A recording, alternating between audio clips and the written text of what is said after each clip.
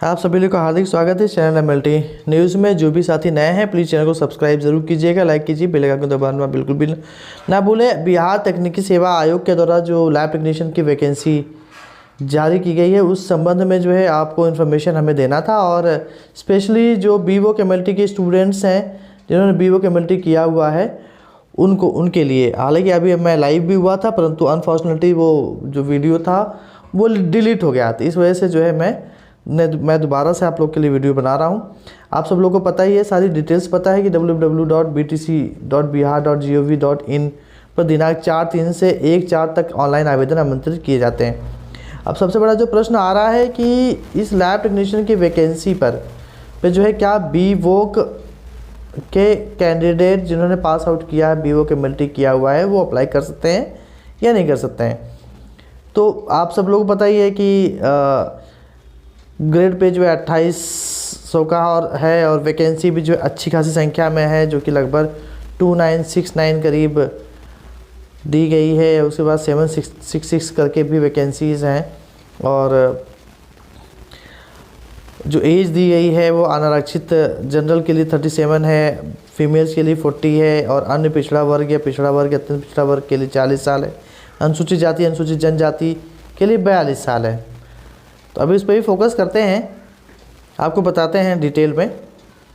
और अब जो डोमिसाइल वाला है आर्थिक रूप से कमज़ोर वर्ग के लिए ये ज़रूरी है, केवल जाति प्रमाण के आधार पर पिछड़ा आरक्षण का लाभ दे नहीं होगा। पिछड़ा मध्यम पिछड़ा के सदस्य होते क्रिमिनल रहित प्रमाण पत्र संलग्न करना अनिवार्य है। तो जो OBC के लोग हैं उनको क्रिमिलियर और नॉन क्रिमिलियर का सर्टिफिकेट भी चाहिए होगा, ये आप ध्यान रखिएगा। अब हम बात करते हैं कि अनिवार्य शैक्षणिक योग्यता, इंटरमीडिएट मतलब 12वीं 10+2 physics chemistry and biology,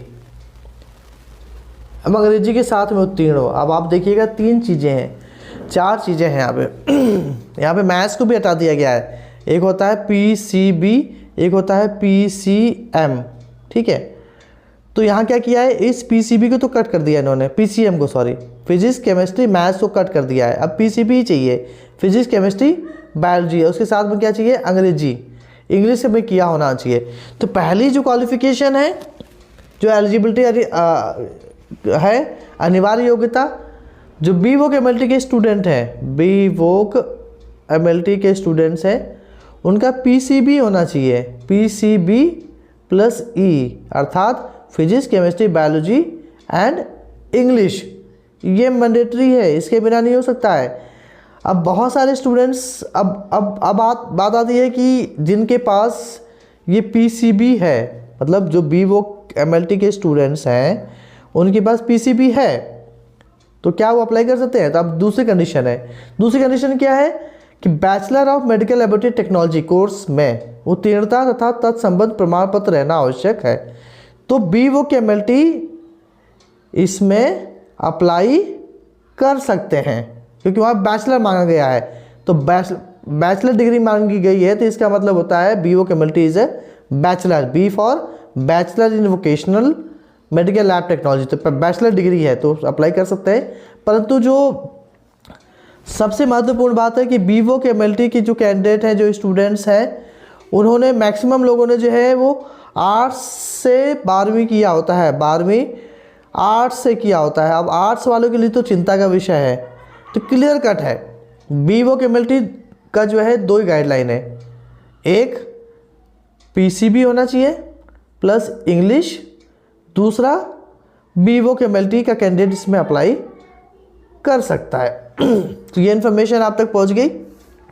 please channel को सब्सक्राइब जरूर कीजिएगा, और जो प्रिपरेशन करनी है, प्रिपरेशन संबंधित बुक्स का लिंक नीचे दिया गया है, आप उन बुक्स को परचेस कीजिए, और परचेस करने के बाद जो है उनको तैयारी कीजिए, क्योंकि एग्ज़ाम है और कंप्यूटर बेस्ड टेस्ट होगा। इसमें हो सकता है कि फिजिक्स हो सकता है कि 25% जो मार्क्स हैं या 25 मार्क्स होंगे या 25% मार्क्स होंगे वो Hindi, English, reasoning, maths, aptitude, general, GK, GS से हो सकता है, और 75% जो है वो सब्जेक्टिव हो सकता है। तो आपको दोनों तरीके से तैयारी करनी पड़ेगी। हालांकि सिलेबस अभी इसमें डला नहीं है, लेकिन आज आप लोगों का एक डाउट क्लियर हो गया होगा कि क्या BVOC MLT के कैंडिडेट इसमें बिहार में जो लैब टेक्नीशियन की वैकेंसी आई उसमें अप्लाई कर सकते हैं, नहीं कर सकते हैं? तो बिल्कुल अप्लाई कर सकते हैं, परंतु उनके पास 12th में पीसीबी होना बहुत ज़रूरी है। अब बहुत सारे लोगों का प्रश्न होगा कि जी नहीं, हमने तो आर्ट्स से किया है और यूनिवर्सिटी ने हमारा एडमिशन दिया है। तो देखिए, वो कहीं ना कहीं जो आपने कोर्स किया है, जिस भी यूनिवर्सिटी के माध्यम से आपने कोर्स किया है, उन्होंने आपको स्पष्ट पिक्चर क्लियर नहीं की और आपको एडमिशन दे दिया और आपने भी जानने की कोशिश नहीं की, क्योंकि ये मेडिकल के सब सब्जेक्ट्स हैं और आपको भी क्लियर होना चाहिए कि मेडिकल के सब्जेक्ट्स में ग्रेजुएशन या डिप्लोमा करना है तो मेडिकल का ही सब्जेक्ट होना चाहिए, अर्थात पीसीबी फिजिक्स केमिस्ट्री बायोलॉजी होनी चाहिए, तभी आपको एडमिशन लेना चाहिए था। और अगर आपने एडमिशन ले लिया है तो आप जो है, ऐसा नहीं है कि आप जॉब के लिए नॉट एलिजिबल हो सकते हैं। आप जॉब कीजिए, प्राइवेट में आपको जॉब मिलेगा, प्राइवेट लैब्स में, प्राइवेट हॉस्पिटल्स में आपको जॉब मिलेगा, परंतु आप जो सरकारी नौकरी निकल रही हैं, जो गवर्नमेंट नौकरी निकल रही हैं, उसमें अगर फिजिक्स केमिस्ट्री बायोलॉजी 12वीं में मांगा गया है तो वही लोग ही अप्लाई कर सकते हैं। आप अप्लाई आर्ट्स वाले, कॉमर्स वाले अप्लाई नहीं कर सकते हैं। तो ये बार बार बहुत सारे लोगों का प्रश्न आता है कि हमने इस यूनिवर्सिटी से किया हुआ है बीओ केमिस्ट्री और हमने आर्ट्स से कर लिया है, ये तो यूनिवर्सिटी की गलती है। तो यूनिवर्सिटी की तो गलती तो है ही, परंतु कहीं ना कहीं आपकी भी गलती है कि आपने भी जो है जांच पड़ताल नहीं की और आपको लगा कि जो है फिजिक्स केमिस्ट्री बायोलॉजी नहीं है और आप जो है बीओ केमिस्ट्री कर सकते हैं, तो आपने कर लिया। तो ठीक है, कर लिया, उसमें कोई दिक्कत नहीं है, परंतु ऐसा नहीं है। और आप जो है प्राइवेट सेक्टर्स में जाकर के, प्राइवेट लैब्स में, प्राइवेट हॉस्पिटल्स में, कॉर्पोरेट लैब्स में काम कर सकते हैं, आप काम कीजिए। तो ये यहाँ पे मुझे लगता है कि पिक्चर क्लियर हो गई होगी। मैं अंत में फिर से रिपीट कर रहा हूँ कि बीओ केमिस्ट्री के कैंडिडेट्स जिन्होंने 12वीं फिजिक्स केमिस्ट्री बायोलॉजी से की है वो इस पोस्ट पर अप्लाई कर सकते हैं। किसी को कोई समस्या आती है, कोई दिक्कत आती है तो वो हमें कमेंट बॉक्स में कमेंट करें।